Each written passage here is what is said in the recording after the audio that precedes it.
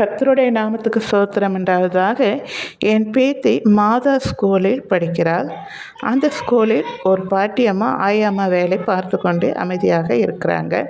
என் பேத்தி அந்த ஆயம்மாவை ரொம்ப பிடிச்சதுனால எந்த ஸ்நாக்ஸ் எடுத்துகிட்டு போனாலும் அந்த ஆயம்மாவிடம் ஒன்று கொடுப்பாள்.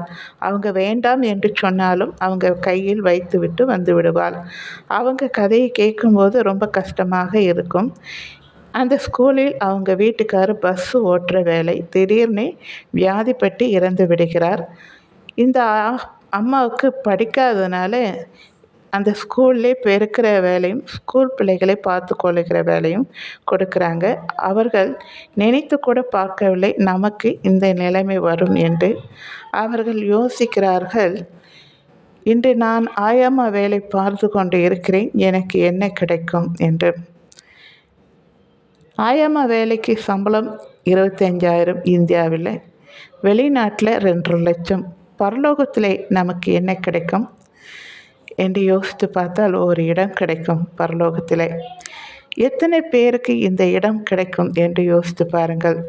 யார் எந்த வேலையில் இருந்தாலும், அது ஆயம்மா வேலையாக இருந்தாலும், அது உண்மையாக இருந்தால் பூமியிலும் அதற்குரிய பலன் கிடைக்கும், பரலோகத்திலும் கிடைக்கும். அதற்குரிய பலன் மிகுதியாய் கிடைக்கும்.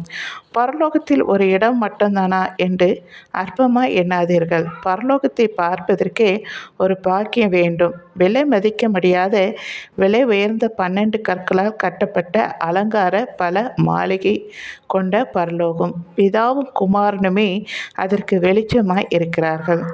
எத்தனையோ நீதிமான்களையும் பரிசுத்தவான்களையும் தேவனால் உண்டாக்கப்பட்ட தேவதூதர்களும் இயேசுவின் சீசர்கள் 12 பேரும் கோத்திரங்கள் 12ம் இயேசுவின் அம்மா அப்பா மரியாள் யோசேப்பையும் பார்ப்பது எத்தனை பாக்கியம்!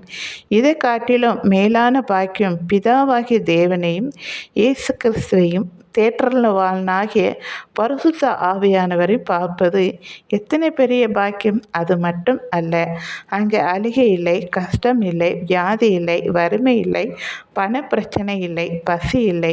மொத்தத்தில் மனதளவில் பயம் திகில் இல்லை. எல்லா நேரமும் சந்தோஷமாகவும் நிம்மதியாகவும் பாட்டு பாடி துதித்து கொண்டே தேவனோடு நித்தியமாய் எப்பொழுதும் இருக்கலாம். சரிங்களா? தேங்க்யூ.